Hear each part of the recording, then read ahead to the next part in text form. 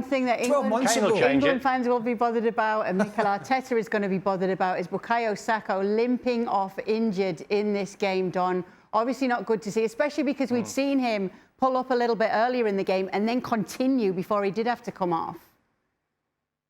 Yeah, he should have put his hand up straight away. I don't really think it's on Lee Carr's, the other coaching staff. They probably couldn't really see at ground level what was going on. That's obviously a worry. Martin Odegaard limped off a couple of weeks back, a month back, so they're still going to miss him. He's probably a couple of weeks away, so it depends on what the injury is. But when you normally feel a hamstring and he goes for the back of the leg and he touches the hamstring, you'll be very lucky if he makes it for the weekend. Normally, you're trying to sort of second guess a hammy. Depends if it's a grade 1 or just a strain or a bit of cramp in there. So you're hoping, if you're an Arsenal fan, it might just be the weekend that he's missing. What you wouldn't want to see is Bukayo Saka missing for a length of time. Yeah, they've got squad players that can try and fill, but no one plays for Arsenal the way Saka plays. We're still 10 days. He said, Lee Carsley said afterwards he's being assessed. He felt something in his leg, but just a reminder of Arsenal's fixtures that are coming up. This is their upcoming schedule. Obviously, they've got Liverpool coming up on the 27th of October before consecutive away trips to the likes of Newcastle, Inter Milan and Chelsea as well. There's 3 stick out there for me. That's Liverpool, Inter Milan and Chelsea. You know, there are certain games that you want to go in with a full complement of what you've got. And there are some games where you can get away with not having a full complement. But those 3 games that I've just highlighted, I think they are, no question, the toughest 3 of that run that they've got. That they cannot afford to not have Saka. Odegaard maybe will get back. The other ones, I think they can cope with it.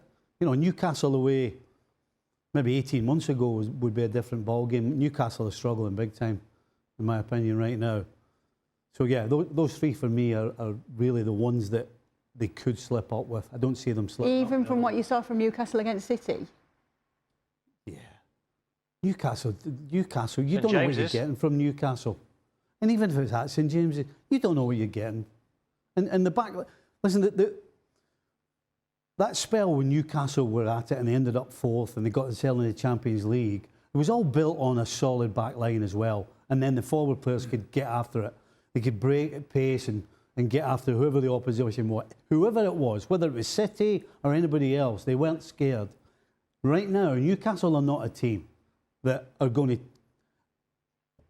step on the field and, regardless of the opposition, get after them. They're just not in that position, particularly defensively. And so that's why I really don't have a problem with Arsenal going to Newcastle. I just don't. They don't even have a centre forward right now. I think they've shown they've coped pretty well with 1 or 2 of the injuries they've had. But this is why you go out and make big decisions, right? And one of the big decisions that Mikel Arteta made, and it was quite a surprise, and we sort of joked about it in here, that it wouldn't happen, was he went out and he got Raheem Sterling, right, from Chelsea. And it's decisions that you make for moments like this. And if somebody like Raheem Sterling can't come in and cover for a Martinelli, a Trossard, or a Bukayo Saka for 2 or 3 weeks or a month, then it's pointless. It's pointless. Because that's why you bring him in. Experienced player, going to pad out the squad, we're going to have injuries, and I need to be able to rotate it around.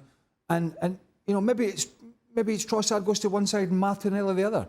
But it's one of the reasons that he went out and pushed in the last hours of the transfer window to bring in a guy who still thinks he has what it takes to be a big difference maker, because he thought he was well, more than perturbed that he was sort of biffed out at Chelsea. And so now's the moment, if Arteta chooses to use him, that he shows, and he can show the Arsenal fans, hey, I'm here to make an impact. But again, that's the decisions that, when he went to the board, Mikel Arteta, he would have said, look, big wages, I know Chelsea are paying some of them, but big wages, experienced player, I want to bring him in because I need cover. This is the kind of time where you need that cover. This was the moment.